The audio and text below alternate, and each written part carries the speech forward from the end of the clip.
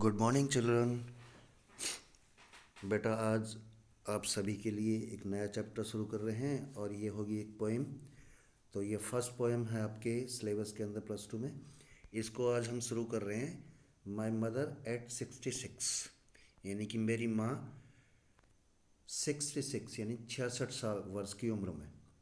कमला दास की लिखी हुई है, जो कि केरला की मलाबार जगह है, वहाँ से इनका जन्म जो हुआ हुआ है, वहीं पे उन्होंने अपनी पढ़ाई वगैरह की है। तो ये पहली पोएम है जिसको आज हम कर रहे हैं। और जैसा मैंने बताया, इसका टाइटल है माई मदर एट 66। तो इसको शुरुआत करते हैं इसकी। और ये देखिए, फर्स्ट वाला जो स्टैंजा है यहाँ पे, ये हम शुरू कर रहे हैं। और ये होगा कहाँ तक? ये होगा यहाँ थॉट अवे तक, यहाँ तक होगा ये। तो पहला स्टैंजा को एक बार हम ज़रा देख लेते हैं। ठीक है, शुरू करते हैं बेटा। तो इसमें क्या बताया हुआ है, इसमें जो कविता है इसके अंदर जो इसमें लेखिका है, जो लेखिका है कमला दास, वो अपनी बढ़ती ही उम्र की जो माँ है, यानी कि उसकी उम्र जो है काफ़ी ज़्यादा हो गई है, उसके बारे में अपनी चिंता व्यक्त करते हुए वो इसमें ये कविता लिख रही है। वो अपने घर से, अपने माता पिता के घर से वो कोचिंग के लिए जा रही है। तो वो जब जा रही है तो वो उसकी मदर उसके साथ में है गाड़ी में। तब वो उसको देखती है। तो उसमें देखते हैं ज़रा किस तरीके से है ये। Driving from my parents home to Cochin last Friday. पिछले शुक्रवार के दिन अपने माता पिता के घर से कोचीन को निकलते हुए, लास्ट फ्राइडे मॉर्निंग को, यानी पिछली शुक्रवार की सुबह को अपने माता पिता के घर से कोचीन को निकलते हुए, आई सा माई मदर बिसाइड मी। मैंने अपनी माँ को अब मैंने अपनी माँ को अपने पास देखा। बिसाइड मतलब पास में। ठीक है, बिल्कुल पास में बैठे हुए। डोज, डोज बोलते हैं ऊँघने को, मतलब आदमी पूरी तरीके से सोया हुआ नहीं है। जैसे कि गाड़ियों में आदमी सोते नहीं है, सिर्फ ऊँघते हैं। वो एकदम से आंखें खुल जाती हैं, आधे सोए हुए हैं, आँखें आधे ही आंखें बंद हैं, उसे बोलते हैं डोज। तो डोज ऊँघते हुए।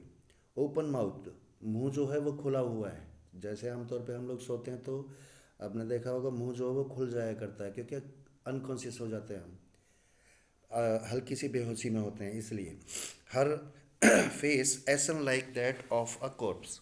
और उसका जो चेहरा जो था, जो माँ का, वो ऐसन, ऐसन यानी कि बिल्कुल राख के कलर जैसा, ऐस राख को बोलते हैं, तो राख जैसे कलर का दिखाई दे रहा था। ठीक वैसे ही जैसे कि एक कॉर्प्स का, कॉर्प्स बोलते हैं डेड बॉडी को, मृत शरीर को, यानी कि जैसे एक शव हो, शव जैसी शव का जैसा चेहरे का कलर हुआ करता राख जैसा, वैसा ही उसका चेहरा जो था वो दिखाई देने लगने लग रहा था। क्योंकि वो, उसकी उम्र जो है काफ़ी ज़्यादा हो गई है और उसकी जो रंगत है चेहरे की वो कम हो गई है। एंड रियलाइज्ड विद पेन, और तब मुझे एक तकलीफ़ महसूस हुई। पेन, दर्द, तकलीफ़ मुझे महसूस हुई। That she was as old, और मैंने महसूस किया, क्या तकलीफ़ के साथ महसूस किया कि वो इतनी ही बूढ़ी है, एज सी लुक्ड, जितनी कि वो दिखा करती है। यानी कि जितनी वो दिखती है ना, वो सचमुच उतनी ही बूढ़ी होगी, यानी कि इससे ज़्यादा बूढ़ी नहीं हो सकती है वो। बट सून, लेकिन बहुत जल्दी ही। पुट दैट थॉट अवे, मैंने वो विचार अपने दिमाग से त्याग दिया। यानी कि जो विचार आने लग रहा था कि मेरी दादी माँ जो हैं वो अब बहुत जल्दी ही उनकी मृत्यु हो जाएगी, अब वो इस संसार से विदा हो जाएंगी, वो सारा विचार मैंने अपने दिमाग से निकाल दिया। तो ये अवे तक ये फर्स्ट स्टैंजा है, ये पूरा हो जाता है। ठीक है, इसके लिए मैंने अलग से आपको क्वेश्चंस दिए हैं, वो आपको करने हैं फेयर नोटबुक के अंदर भी। फिर इसके बाद मैं जब ये पोएम अभी आज कोशिश कर रहा हूँ कि ये हो जाए, नहीं तो कल इसको कंप्लीट करने के बाद मैं आपको क्वेश्चन जो हैं वो शॉर्ट आंसर और जो लॉन्ग आंसर है वो मैं देने वाला हूँ।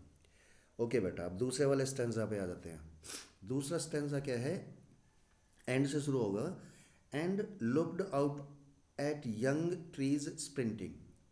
मैंने वो विचार तो त्याग दिया कि मेरी माँ जो है वो मरने वाली है, और मेरे दिमाग में अभी क्या चलने लगा कि मैंने बाहर की तरफ, जो गाड़ी में जाने लगी थी तो बाहर की तरफ मैंने जो छोटे छोटे जो पेड़ थे, जवान से जो पेड़ थे, यंग ट्रीज स्प्रिंटिंग, स्प्रिंट का मतलब होता है पीछे की तरफ दौड़ना, मतलब जो हम गाड़ी में बैठते हैं तो हमें जो चीज़ें हैं वो पीछे की तरफ भागती हुई नजर आती हैं, तो टू मूव बैकवर्ड फास्टली, मतलब तेजी से पीछे की तरफ दौड़ते हुए उसे पेड़ जो हैं वो दिखाई दिए। उसने नज़र डाली कि जो पेड़ हैं जवान, वो पीछे की तरफ दौड़ते हुए जा रहे हैं गाड़ी से जब वो जा रही थी। तो the Mary children spilling out of their homes, और मैरी, मैरी बोलते हैं खुश, जो हंसी ठिठोली करता हुआ घूमता रहता है। तो खुश हुए जो बच्चे थे वो अपने घरों से, आउट ऑफ देयर होम्स, अपने घरों से स्पिल आउट, स्पिल आउट बोलते हैं to come out all of sudden, अचानक से बाहर निकल आना। जैसे छोटे बच्चे अपने देखा हो गाँव वगैरह के अंदर या शहरों के अंदर एकदम से दौड़ के रोड पे आ जाते हैं, तो ठीक वैसा ही ये बच्चे भी खुशी खुशी में एकदम से बाहर की तरफ ही निकलते हुए आ रहे थे अपने घरों से। But after the airport security check, लेकिन एयरपोर्ट की सिक्योरिटी चेक के बाद, मतलब वो वहाँ से चली गई, अभी तो रास्ते में थी, लेकिन जब वो वहाँ पहुँच जाते हैं तो एयरपोर्ट पे सिक्योरिटी चेक होता है, तो एयरपोर्ट के सिक्योरिटी चेक के बाद स्टैंडिंग अ फ्यू यार्ड्स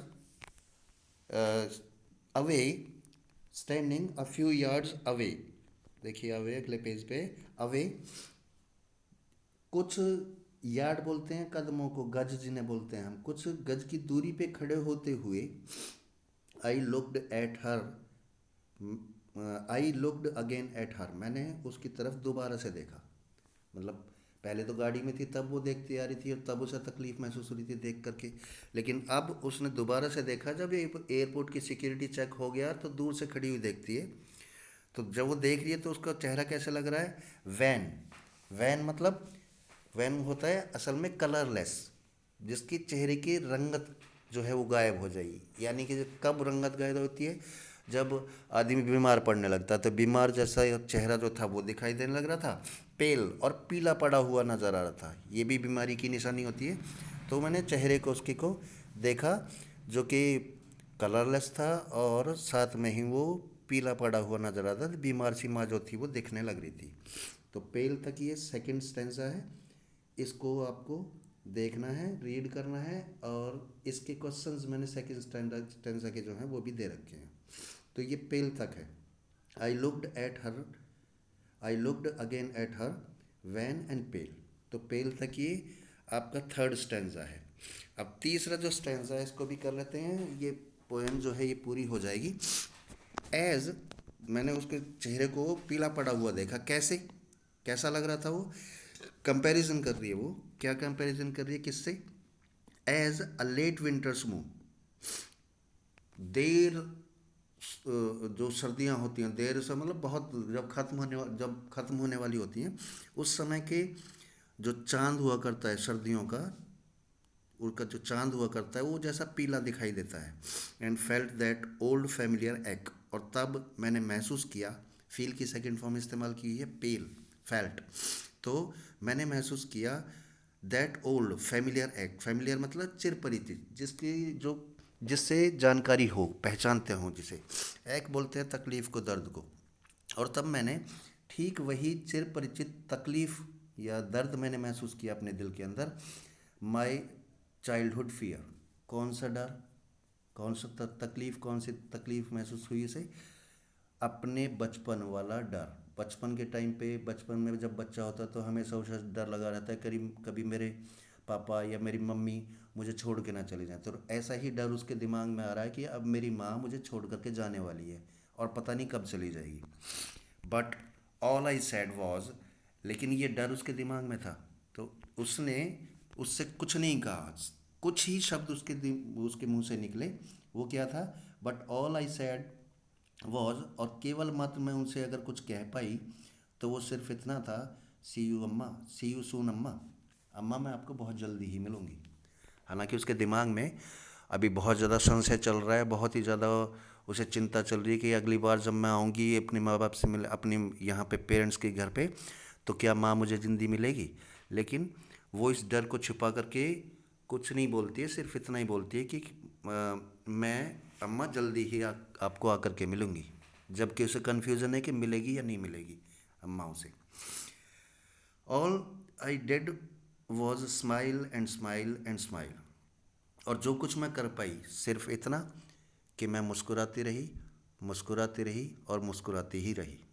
तो ये जो आपके आपका जो फर्स्ट जो पोइम दे रखी है वो आपकी है, इसको इसलिए मैंने ट्रांसलेट किया है। इसको घर पे भी आपको ये देखना है, साथ में ही इसको 2 बार इसको अच्छे तरीके से देखना है। मैंने 3 स्टेंजा करवाए हैं, 2 की मैं भी कॉम्प्रिहेंशन दे रहा हूँ, वो आपको करनी है। और उसके बाद मैं कल तीसरे वाले स्टेंजा की मैं आपको कॉम्प्रिहेंशन दूंगा और इसके क्वेश्चंस भी देने वाला हूँ। तो अच्छे तरीके से इसकी तैयारी करनी है और इनको फेयर नोटबुक में भी करना है।